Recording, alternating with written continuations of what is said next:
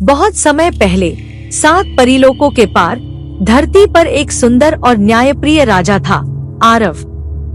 उसके राज्य में सुख शांति थी और वो अपनी प्रजा से बहुत प्रेम करता था।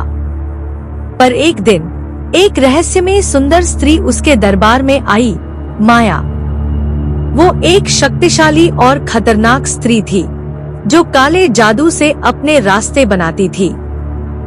माया ने आरव से विवाह का प्रस्ताव रखा, लेकिन आरव ने विनम्रता से मना कर दिया।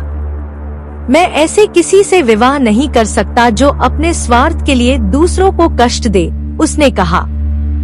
माया ने मुस्कुरा कर कहा, अगर तू मेरा नहीं बन सकता तो किसी का नहीं बनेगा। उसी रात काले तूफान के साथ माया ने आरव को अंधकार की दुनिया में कैद कर लिया, एक ऐसी जगह जहां कोई रोशनी नहीं थी और न कोई रास्ता। वहीं परीलोक की एक कोने में छोटी सी परी चांदनी हर रात उदास बच्चों के सपनों में आशा भरती थी। एक रात उसे एक अलग ही सपना दिखाई दिया, अंधकार से घिरा एक युवक जिसे बार बार कोई आवाज दे रही थी, बचाओ।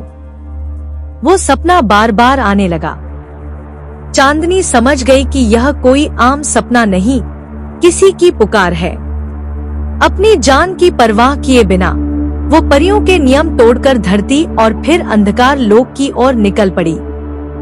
अंधेरी दुनिया में चांदनी की रोशनी माया की शक्तियों से लड़ती रही और आखिरकार उसने आरव को खोज निकाला। माया ने उसका रास्ता रोका। एक परी ने कभी किसी इंसान के लिए जान नहीं दी, तू क्यों दे रही है? चांदनी ने मुस्कुरा कर कहा, क्योंकि ये सपना मेरा है और ये इंसान मेरी रोशनी। एक भयंकर युद्ध के बाद चांदनी ने माया की सारी शक्ति को अपनी परिरोशनी से छीन लिया और आरव को वहां से निकाल लाई। लेकिन जब वो धरती लौटे, परीलोक की रानी ने चांदनी को बुला भेजा। तुमने परीलोक के नियम तोड़े हैं, इंसानों की दुनिया में जादू लाकर संतुलन बिगाड़ा है। तुम्हें लौटना होगा और हमेशा के लिए। आरव ने उसका हाथ थामा। मेरे साथ चलो, रानी बनो। चांदनी की आंखें भर आईं, लेकिन उसने कहा, राजा होना तुम्हारा कर्तव्य है और परी होना मेरा। हम प्यार कर सकते हैं पर साथ नहीं रह सकते। आखिरी बार उन्होंने एक दूसरे को देखा और चांदनी बादलों में समा गई। अब चांदनी हर रात आरव के सपने में आती है, एक परी की तरह, और आरव हर रात चांदनी के सपने में एक राजा की तरह। चांदनी और आरव अब सालों से एक दूसरे के सपनों में जी रहे थे। न कोई शादी, न कोई साथ रहने का हक, पर एक ऐसा अनकहा रिश्ता जो हर रात जिंदा होता। लेकिन कुछ दिनों से सपनों की दुनिया बदलने लगी थी।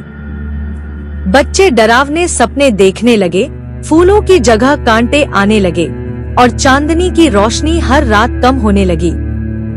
एक रात जब आरव सपना देख रहा था, सब कुछ धुंधला हो गया।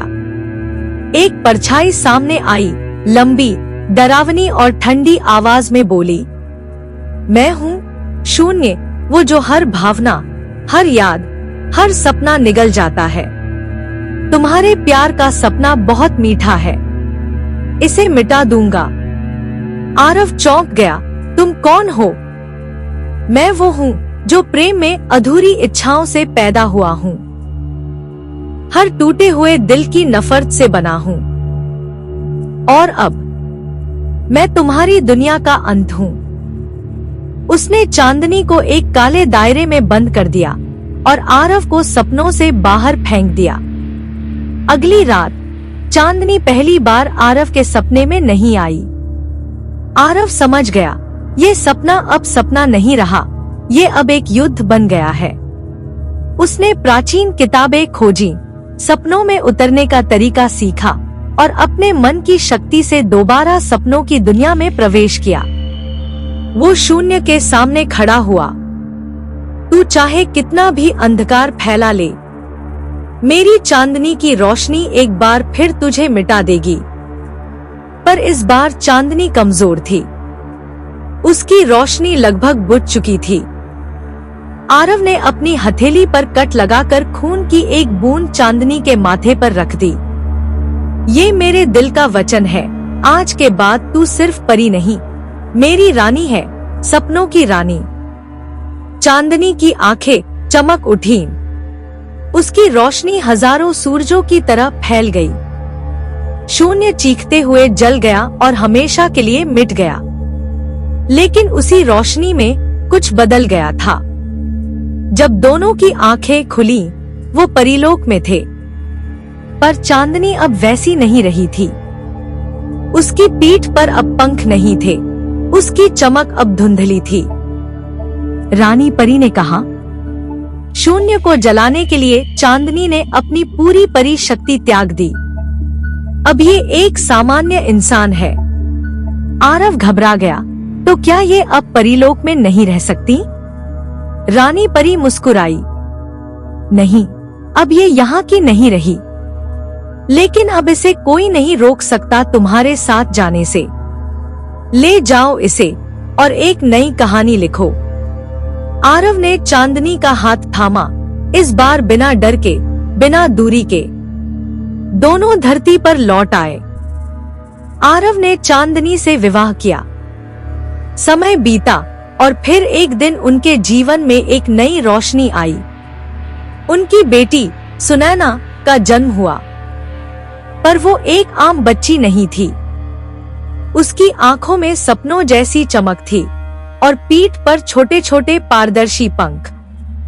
वो पूरी तरह इंसान भी थी और पूरी तरह परी भी। अब उसे कोई नहीं रोक सकता था। वो दोनों लोगों की संतान थी। अब जब भी कोई बच्चा सपना देखता है, एक नन्ही परी आकर कहती है, मैं सुनैना हूँ। सपनों की नई शुरुआत।